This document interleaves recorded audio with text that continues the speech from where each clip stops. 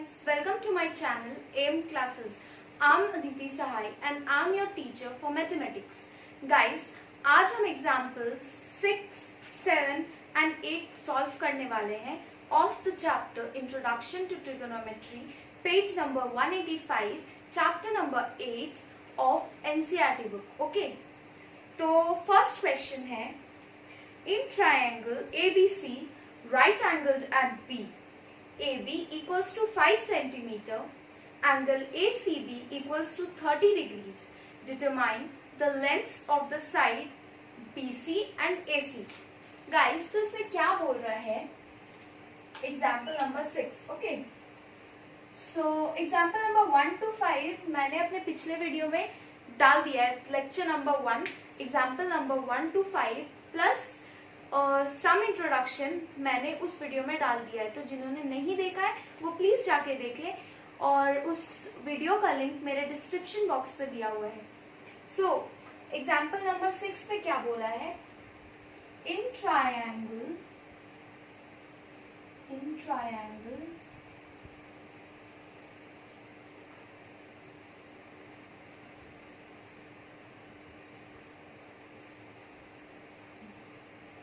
triangle ABC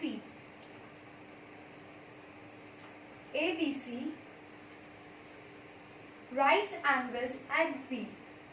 right angled at B का मतलब B पे 90 डिग्री फॉर्म कर रहे हैं. ठीक है. AB equals to 5 centimeter.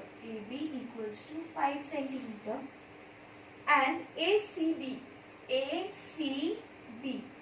equals to 30 degree. तो find the length of this and the length of this. ठीक है. So guys, सबसे पहले हम लोग given लिख लेते हैं. given लिखना हर एक प्रॉब्लम में मस्ट होता है. ओके. सो क्या दिया हुआ है? AB equals to, or you can write first like this, triangle ABC is a right angled triangle. Okay.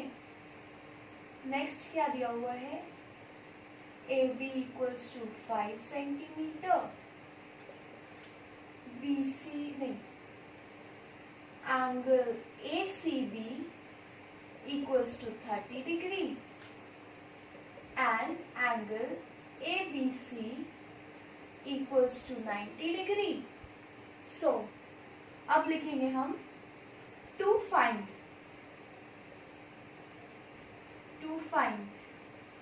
क्या क्या फाइंड करना है? BC equals to और AC. तो पहले आप लोग इतना नोट डाउन कर लीजिए, उसके बाद मैं इसको रब कर देती हूँ.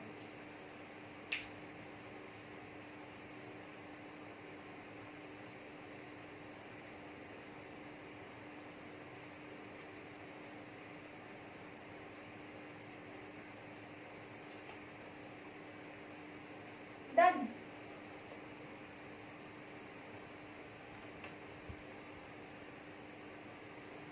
So let me rub this.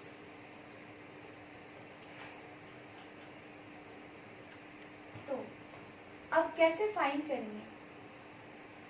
Generally ये सब प्रॉब्लम्स आप कोशिश कीजिए कि tan से सॉल्व हो जाए, क्योंकि tan ज्यादा इजी होगा.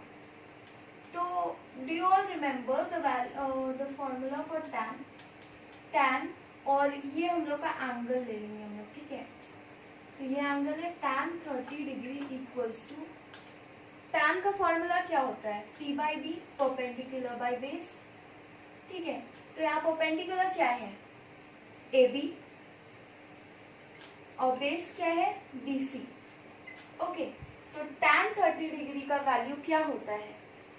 tan 30 डिग्री का वैल्यू होता है 1/√3 इक्वल्स टू, AB यहाँ क्या दिया हुआ है? 5 और BC हमें पता नहीं है, इसलिए हम BC ऐसे ही लिख देते हैं. क्रॉस मल्टीप्लाई करेंगे ऐसे और ऐसे, तो यहाँ क्या क्या मिलेगा? BC equals to 5√3 centimetre. BC निकल गया। अब AC कैसे फाइंड करेंगे? AC हम लोग दो तरीके से फाइंड कर सकते हैं, पाइथागोरस थ्योरम यूज करके भी फाइंड कर सकते हैं और दूसरा फॉर्मूला लगा के फाइंड कर सकते हैं। तो पाइथागोरस वाला ट्रिक तो मैंने आपको लास्ट वीडियो में बताया ही है, तो इसको हम लोग फॉर्मूला वाइज ही सॉल्व करेंगे। ओके, तो साइन 30 डिग्री का वैल्यू क्या होता है? साइन 30 डिग्री का फॉर्मूला, साइन थीटा का फॉर्मूला होता है P/h। Okay, so sine 30 degree क्या होता है? 1/2, और यहाँ P क्या है? परपेंडिकुलर P 5 है, बेस पता नहीं, तो सॉरी हाइपोटेन्यूज पता नहीं, तो अब हम लोग क्या करेंगे? क्रॉस मल्टीप्लाई कर देते हैं। 5 2 = 10, so AC equals to 10 centimetre. This is answer. Okay, so आप लोग इसको नोट डाउन कर लीजिए, फिर हम लोग आगे सॉल्व करेंगे।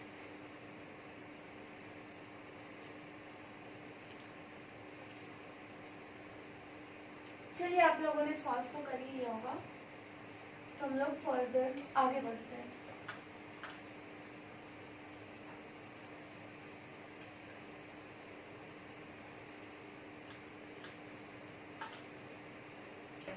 अब हम लोग जाएंगे एग्जाम्पल नंबर 8 की तरफ। सो एग्जाम्पल नंबर 8 क्या कहता है?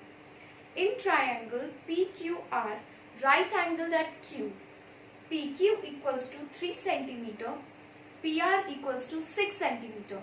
Determine angle QPR and angle PRQ। So सबसे पहले मैं डायग्राम बना लेती हूँ। सो क्वेश्चन में क्या बोला है? Question number 7,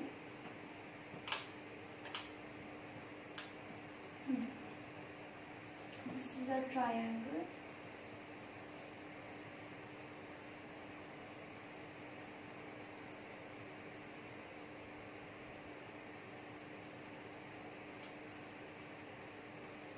triangle PQR, okay. Right angle at Q, मतलब Q का एंगल Q का वैल्यू 90 डिग्री है। अब PQ equals to 3 centimetre, PQ equals to 3 centimetre and PR equals to 6 centimetre. Determine angle QPR, this angle, and angle PRQ, this angle। इसको हम लोग θ1 मान लेते हैं, इसको θ2 मान लेते हैं। ठीक है, तो सबसे पहले लिख लेते हैं गिवन क्या है? Triangle PQR is a right angle triangle।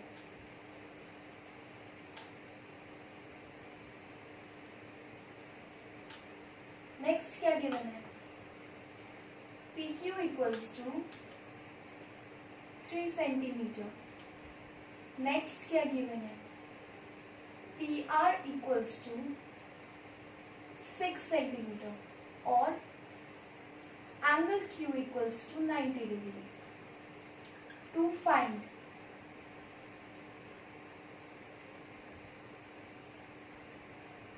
angle QPR and angle PRQ, और बस इतना ही है। तो आप लोग पहले इतना नोट डाउन कर लीजिए, फिर मैं आगे बताती हूँ।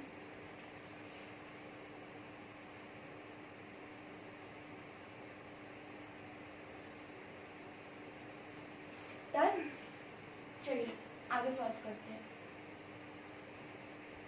सो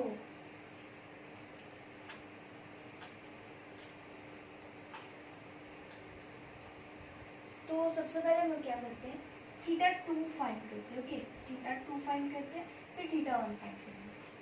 तो θ2, अगर हम लोग θ2 को एंगल ले लिए हैं, तो ये हम लोग का बेस हो गया, ये परपेंडिकुलर हो गया और ये हाइपोटेन्यूज। ठीक है, तो इस क्वेश्चन में हम लोग को परपेंडिकुलर दिया है, हाइपोटेन्यूज दिया है, तो परपेंडिकुलर बाय हाइपोटेन्यूज किसका फॉर्मूला होता है? साइन का। गुड, तो हम लोग ऐसे लिख सकते हैं sine theta 2 equals to perpendicular by hypotenuse. Perpendicular यहाँ क्या है? P Q by Q R. Okay,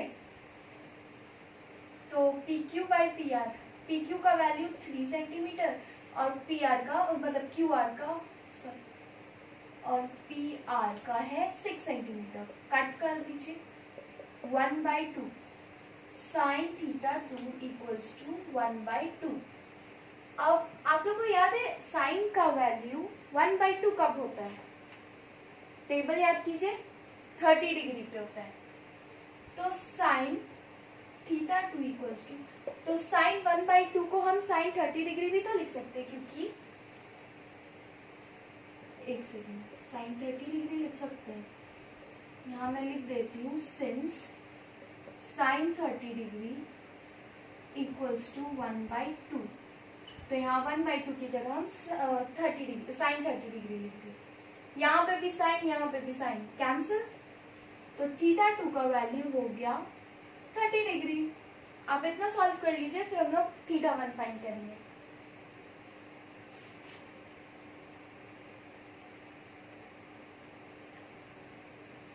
done, चलिए आगे बढ़ते। सो हम लोगों को क्या पता चल गया? Theta 2 equals to 30 degree. इसको दो मेथड से हम लोग सॉल्व कर सकते हैं। First method, easy method, you know ना दैट हम लोग ऐसे लिख सकते हैं angle P plus angle Q plus angle R equals to 180 degree sum of according to triangle rule. आप सभी जानते होंगे कि हमेशा कोई भी ट्रायंगल का सम 180 डिग्री होता है। तो एंगल P का वैल्यू हम लोग को पता नहीं है, थीटा 1, एंगल Q का वैल्यू 90 डिग्री, एंगल R का value 30 degree equals to 180 degree. तो थीटा 1 इक्वल्स टू 90 प्लस 30 120, तो 180 minus 120 degree which will be equals to 60 degree. ये फर्स्ट मेथड है। सेकेंड मेथड मैं इसके बाद बताती हूँ।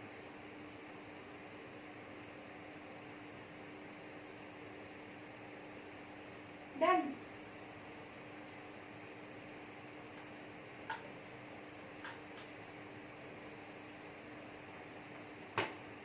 सेकेंड मेथड थीटा 1 फाइंड करने के लिए। तो थीटा 1, अब अगर थीटा 1 को एंगल मान रहे हैं तो ये आपका बेस हो जाएगा और ये आपका परपेंडिकुलर। तो हम लोग को क्या दिया हुआ है? Base by hypotenuse. Base by hypotenuse किसका फॉर्मूला होता है? कॉस का।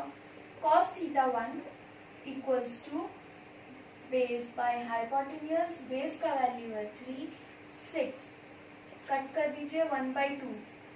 कॉस का वैल्यू 1/2 कब होता है? कॉस का वैल्यू 1/2 होता है कॉस 60 डिग्री पे।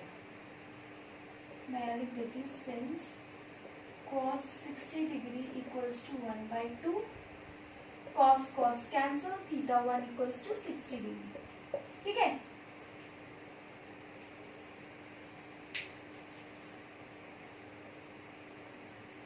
सो नाउ इस वीडियो का लास्ट क्वेश्चन, एग्जाम्पल नंबर 8। अब हम लोग एग्जाम्पल नंबर 8 सॉल्व करेंगे। एग्जाम्पल नंबर 8 पे दिया हुआ है if sine a minus b equals to 1/2, cos a plus b equals to 1/2 and a plus b lies between 0 degree to 90 degree and a is greater than b, find a and b। Okay, तो सबसे पहले given लिख लेते हैं हम 8। क्या दिया हुआ है? Sine given sin a minus b equals to 1/2 और क्या दिया हुआ है cos a plus b equals to 1/2. Okay, find क्या करना है to find a and b. अच्छा हाँ, one more thing it is given कि a is greater than b. आप लोग इतना नोट कीजिए, फिर मैं आगे बताती हूँ.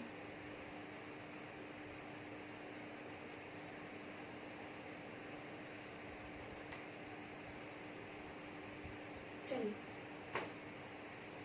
अब एक एक स्टेप उठाएंगे और सॉल्व करेंगे. ओके, तो यहाँ क्या दिया हुआ है sine a minus b equals to 1/2. Sine 1/2 कब होता है? साइन का वैल्यू 1/2 साइन 30 डिग्री पे होता है. Sine sine cancel, a minus b equals to 30 degree. Okay, अब cos a plus b equals to 1/2 दिया हुआ है. तो cos 1/2 कब होता है? cos का वैल्यू 1/2 कब होता है? cos 60 डिग्री पे होता है. cos cancel, a plus b equals to 60 degree. इसको इक्वेशन 1 मान लीजिए, इसको इक्वेशन 2. ठीक है, इतना लिख लीजिए, फिर मैं आपको आगे बताती हूँ.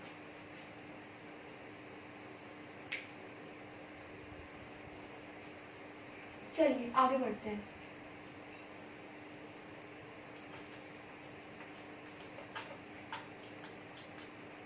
यहाँ लिखेंगे फ्रॉम इक्वेशन 1 एंड 2. तो a माइनस बी का वैल्यू